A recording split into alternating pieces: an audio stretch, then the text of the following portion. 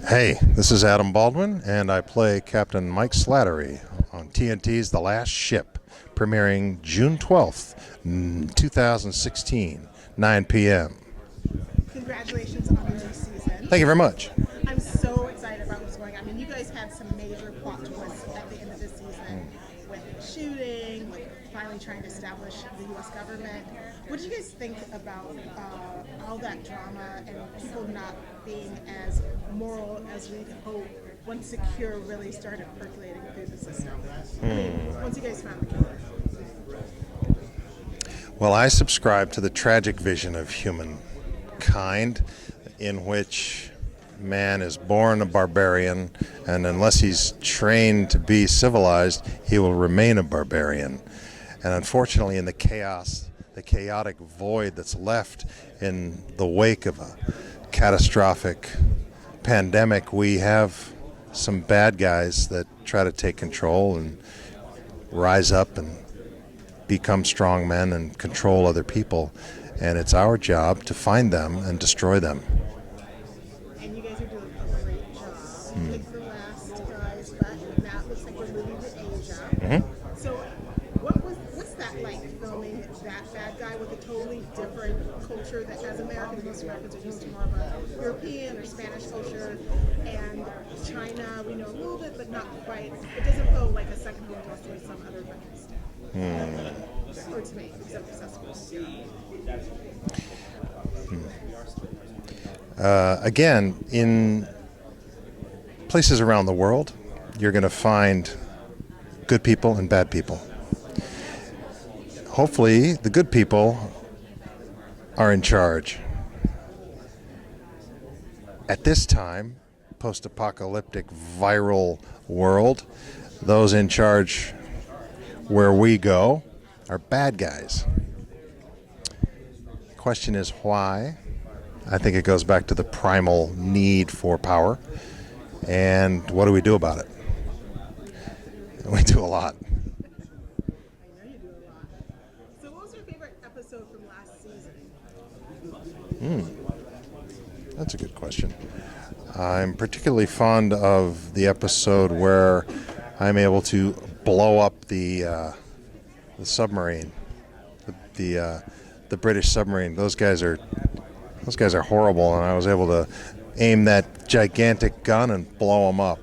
I always like it when I get to run around with firearms, and pretend firearms. They are, because we're just pretending here. Run around in the dirt and pretend shoot at things. I like that. It's fun. You guys use like blank. They're real guns. They just have. They're real weapons. They just have blanks in there or something like that, right? Yeah, we're not live firing our weapons at all. Yeah, we're very careful about that. But even blanks are dangerous too, because there's a lot of hot gas that comes out of the barrel, so you don't want to be anywhere near one of those when they're going off. Okay. So safety is very important. Safety is important. I don't think I've ever heard of anyone getting hurt on the set. So you guys are running tight ship. Not on our show. No, our show's very careful. We have wonderful technical advisors and armorers who keep us squared away. So can you tell me a little bit about what's coming up on the new season? Do you have any arcs that you can reveal, or is it too secretive still? Some of the teaser information shows that we leave the ship or we're captured, and then we have to find our way back. And there's a lot of blood in between. And ultra-violence. There's a little bit of ultra-violence. One of the things that I really enjoy about the show, because I remember watching the very first season, seeing you guys at WonderCon when they were introducing it, is that there's such a good moral center. Do you have a lot of fans stating to you that they love the morality of the show? And also, it's such a positive view of our military, because sometimes we're used to TV shows or movies with the military. It's a little bit more gray.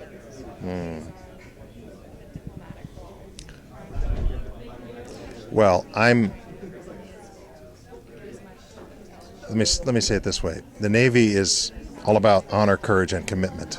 And the mission that we have is to maintain the dignity of humans and the people that we are trying to save. And there are going to be people that get in our way. We are blessed that the Navy has invited us into their world and has allowed us access. So we're doing something right in their eyes, and I just hope we can continue that and keep it going. Yeah, you guys seem to have such a good relationship with the Navy. You get to use their uniforms and the ship. I think I've asked you this before. Have you been able to stay the night on the ship and sort of experience being a naval ship officer person? Well, again, it's pretend, but I have gone on a couple of overnight embarkations, and they are humbling. I'm glad that the Navy is on our side. Put it that way. But the fascinating thing is how young those that run these ships are. You have average age of someone aboard ship is 19, 20, 21 years old, and they run it. They're not the captains, but they're the nuts and the bolts of the ship. Just very proud and honored to be a part of that. It is such a good, positive view of our military. Funny question. You're so tall. Are you taller than the average person? Can you fit in the bunks? Because I've assumed people in the military, like the ships were made so long ago, that the average person for a long time was like 5'10", I think, or something like that. Well, being an officer has its privileges. The bunks are a little bit longer. Perhaps doesn't have a footboard, so feet can hang over the edge. But the joke is that you just got to work the corners. Work the corners of the mattress. That is so funny. I'm so excited about the upcoming season. Thank you. Thank you so much for being on not only this show, but a bunch of other shows that I have adored and loved you on for so long. And congratulations. I hope to see you guys at San Diego Comic-Con this July. Hope to see you there. God bless. Thank you. Hey. Thank you so much for talking to me again. Have a great afternoon.